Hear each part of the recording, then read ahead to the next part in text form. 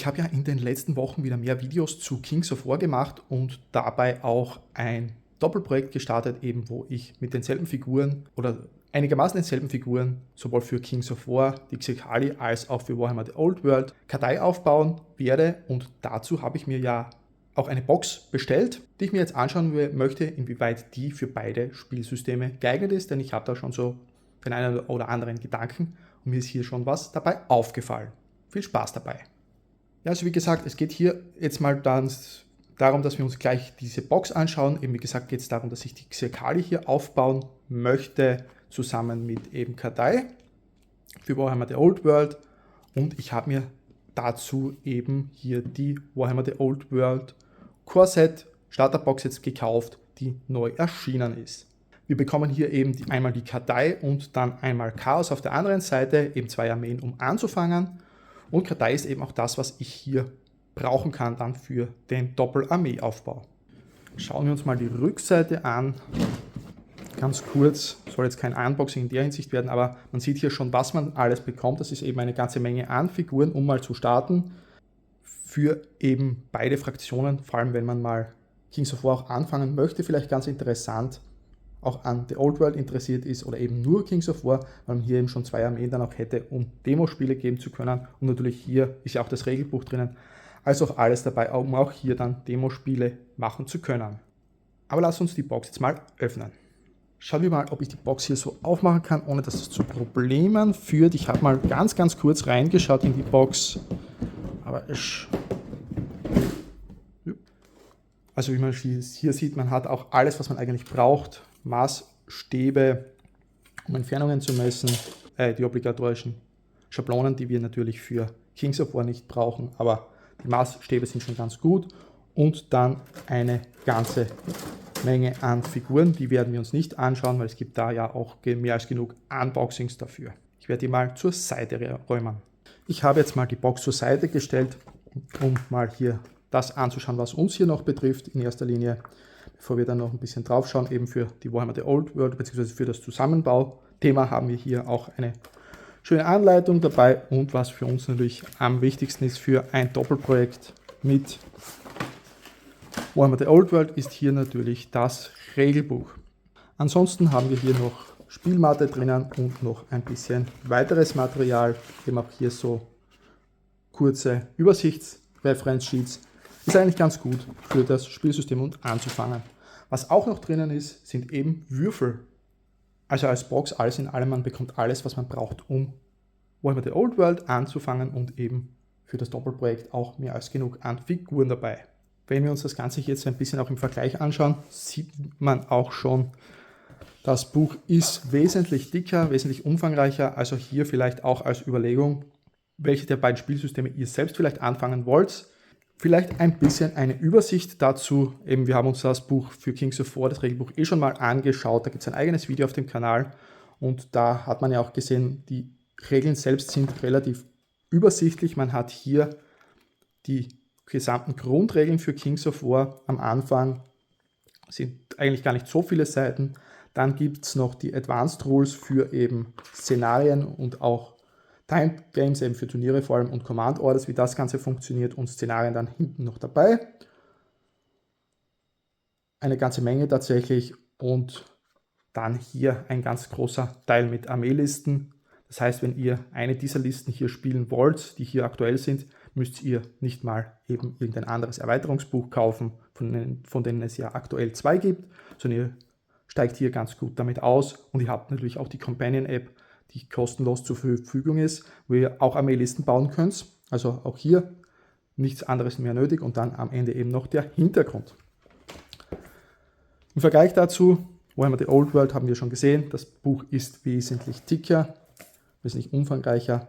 Und ich habe hier mal ganz kurz vorher auch schon durchgeblättert. Es ist natürlich, wie es von Warhammer üblich ist, wie es auch damals bei Warhammer Fantasy Battles war, sehr schön aufgebaut. Also mir gefällt der ganze Style extrem gut. Es ist alles zusammenhängend. Aber was man schon auch sieht, man hat hier schon sehr viel mehr eben drinnen. Es ist hier bereits am Anfang eine ganze Menge Fluff dabei, Menge Hintergrund für alle möglichen Fraktionen. Und hier starten dann nach doch relativ vielen Seiten dann erst die Regeln. Und wenn wir hier mal ganz kurz drüber durchgehen, ist natürlich alles wieder schön auch dargestellt mit Grafiken, sodass man das Ganze nachvollziehen kann. Also ich bin schon gespannt, auch das hier, diese Tabellen sind bekannt für alte Warhammer-Spieler und ich bin schon gespannt, wie sich das Spiel dann auch anfühlen wird. Aber man sieht hier schon, wenn wir hier dann weitergehen, das hier sind Regeln, die Grundregeln für Warhammer The Old World. Sieht jetzt im ersten Moment gar nicht mal so umfangreich aus, ist vielleicht ein bisschen mehr als für Kings of War, weil es doch etwas umfangreichere Regeln mit dabei hat. Aber es geht hier halt dann weiter mit Truppentypen im Detail und solchen Sachen. Das sind aber alles Dinge, wo man sieht, das war in den Grundregeln bei Kings of War schon alles abgedeckt und wird hier nochmal sehr viel umfangreicher in den Detail-Rules für Warhammer The Old World. Also hier kommen noch einmal eine ganze Menge an Seiten daher. Hier starten jetzt Farbseiten, wo dann eben die ganzen Fraktionen dargestellt werden, die es aktuell eben gibt, eben mit schönen Bildern auch, so wie hier für uns, für das Kartei-Projekt, beziehungsweise das Xikali-Projekt. Und ich freue mich da eben schon auf die Figuren, da komme ich aber auch gleich dazu, wieso ich mich eben für die Box und für die Armee entschieden habe, für beide Spielsysteme. Und da geht halt das Ganze dann nochmal weiter. Dann auch hier hinten sind noch immer weitere Sachen für Szenarienspiele und so weiter. Also das ist alles noch Regelinhalt, den man hier dann findet. Hier die Magie ist alles da hinten drinnen. Das heißt, man kann schon durchaus sagen, hier hat man die Grundregeln für Warhammer The Old World. Dann hier gibt es Erweiterungsregeln aller Art, bis man hier zu den Armee-Übersichten kommt und dann dahinter sieht auch nochmal eine ganze Galerie von Regeln. Also man sieht schon im Vergleich zu Kings of War, man hat hier sehr viel mehr an Regeln. Ist aber auch das, was eigentlich sehr viele Leute natürlich an dem Spielsystem gerade interessiert und was auch mich jetzt eben dazu bringt, mir das Spielsystem nach so langer Zeit wieder mal anzuschauen, weil ich dann doch in der Vergangenheit sehr viel auch gespielt habe. Und jetzt gehen wir mal weiter zu dem, was ich hier mit der Box eben mir gedacht habe, beziehungsweise was mir aufgefallen ist. Und ich werde euch das hier in Form der Figuren auf der Rückseite der Box zeigen, denn eben wie gesagt, wir haben hier auf der rechten Seite auf der einen Seite eben um das, was es hier bei mir gehen wird, die Kartei bzw. eben Xikali, die man hier dann aufbauen kann, weil man eben hier dann schon auch sieht, man hat hier diese Infanterie, die schwer gerüstet sind, dann Kavallerie dabei, ein Kavallerie-Anführermodell, hier sieht man auch das ist etwas, das man dann ganz gut für die Xikali verwenden kann oder auch die Kanonen. Weil das geht hier natürlich ganz gut mit der neuen Armeeliste, die wir bei den Xikali eben haben, weil wir hier dann eben einerseits diese Hundekrieger haben, die man verwenden kann. Da bin ich auch noch am Schauen, was man da vielleicht das Ganze verwenden kann für Kartei, was man da macht, beziehungsweise auch hier diese Mönchseinheiten oder diese menschliche Infanterie. Und hier hat man schon eine ganze Menge dabei, eben sieht man schon, was man hier alles spielen kann. Und eben, wenn man das Ganze vergleicht, wir haben hier einen berittenen Charakter, den könnte man mit diesem Modell zum Beispiel ganz gut darstellen in diesem Zusammenhang. Oder eben auch die normale Infanterie. Wenn man hier auf Core und Auxiliary schaut, dann haben wir hier diese Chakram-Einheiten oder die Brotherhood of Yarn. Das kann man sich noch überlegen, oder auch hier die Yarn Warrior Monks in der Specialist Unit. Das sind halt hier immer derselbe Bausatz. Und dafür würden sich jetzt hier mal im ersten Moment diese Jade-Krieger eben anbieten und dann eben auch die Kavallerie, wobei natürlich Kavallerie in der Hinsicht gibt es so in dieser Form hier jetzt bei den Xikali nicht. Da müssten wir schon auf die große Kavallerie ausweichen, aber ich denke mir, alles in allem würde das Ganze okay sein, wenn man halt hier dann keine so großen Figuren verwendet, weil die sind dann doch etwas größer ausgestattet und wir da menschliche Kavallerie dafür verwenden, wäre es natürlich auch okay. So zumindest mal meine Überlegung. Wobei ich noch gar nicht weiß, ob ich die überhaupt hier bei den Xikali einsetzen würde. Eine Sache, die mir hier nur ein bisschen aufgefallen ist, als ich mir hier die Armeeliste ein bisschen auch angeschaut habe, waren dann eben hier diese eben menschlichen Infanterieeinheiten. Die haben alle hier nur Defense 3. Ist natürlich im Großen und Ganzen nicht schlimm, aber jetzt im Vergleich dazu, man sieht hier schon, wie sie dargestellt sind, so als Mönchseinheiten, das passt irgendwie ganz gut. Ich wollte halt die Karteimodelle deswegen auch nehmen, um einfach ein bisschen Variation reinzubekommen. Und dafür sind halt diese Modelle viel zu stark gerüstet, mit Schild ausgestattet und so weiter, dass man da sagen muss, das passt vielleicht hier nicht ganz so gut, um hier diese Infanterieeinheiten darzustellen. Also hier vielleicht die Überlegung, dann entweder voll all-in zu gehen, eben in diesem Bereich und eben diese Einheiten mit der anderen Infanterie darzustellen, die es ja noch gibt, für die Kartei und dann eben wirklich zu sagen, man stellt hier diese ganzen Wolfseinheiten, diese Warrior Packs und Spear Wardens dann eben nicht mit den Wolfseinheiten da, sondern wirklich auch als Infanterie. Man hat halt dann eine andere Art von Figuren, ist vielleicht eine Option, aber da bin ich mir sehr, sehr unschlüssig, denn ich möchte schon das Ganze irgendwie vernünftig darstellen und bin da doch eher im Gedanken hier bei den Originaleinheiten von den Xirkali. Aber ansonsten alles in allem, wie gesagt, haben wir hier einen ganz guten Start und auch hier die Kanone ist hier mit dabei in der Starterbox und es gibt ja auch hier die beiden Kriegsmaschinen für die Xirkali, die ja de facto eigentlich 1:1 dasselbe ist. Also auch hier kann man ganz problemlos die Karteimodelle benutzen. Meiner Meinung nach sehen sie tatsächlich sogar wesentlich besser aus als die beiden Figuren hier, die Mantic anbietet. Also hier sieht man schon mal, wir haben hier einen doch recht guten Umfang an Figuren, den wir hier für die Xirkali verwenden können und dann natürlich klarerweise auch für die Kartei selbst. Aber es ist mir hier noch ein bisschen mehr aufgefallen. Denn wir haben hier ja noch die zweite Hälfte der Box mit den Chaoshorden. Auch hier ein berittenes Charaktermodell dabei, die Infanterieeinheiten und Reiterei, also recht ähnlich aufgebaut. Kosten insgesamt mehr Punkte anscheinend, weil keine Kriegsmaschine dabei. Ich glaube auch Chaos hat in der Hinsicht keine Kriegsmaschinen. Und das ist auch der zweite Grund, wieso ich mir die Box jetzt geholt habe. Einerseits, weil ich, und das habe ich auch schon mal in einem Video erzählt, schon vor Jahren gesagt habe, als ich noch Warhammer Fantasy Battles gespielt habe, für mich persönlich, wenn irgendwann mal eine Karteiarmee kommen sollte von GW, würde ich mir die kaufen und aufbauen, und wenn es nur zum Sammeln und Malen ist. Und genau das habe ich hier eben auch vor. Und eben auch Chaos ist etwas, was mich schon immer interessiert hat. Und jetzt hier mit den neuen Figuren ist natürlich auch etwas, was hier wert ist mal, dass man sich das Ganze anschaut.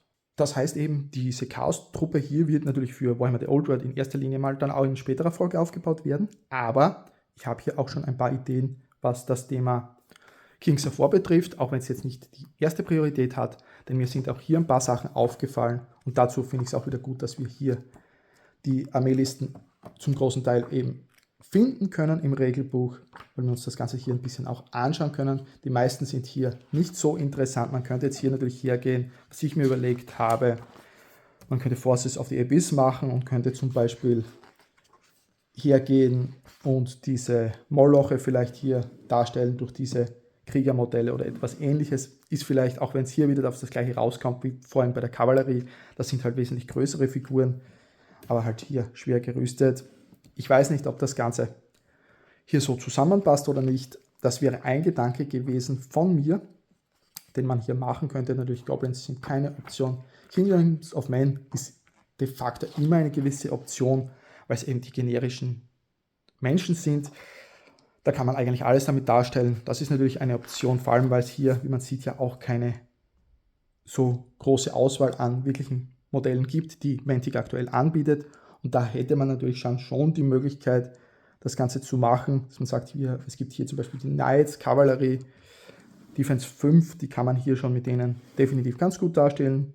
Dann auch hier die Defense 4 Einheit vielleicht geht auch noch mit dem Shield Wall, geht vielleicht mit den schwer gerüsteten Infanteristen. Also man hat hier schon auch eine ganz, ganz gute Möglichkeit, die Modelle hier zu benutzen, wenn man das Ganze möchte.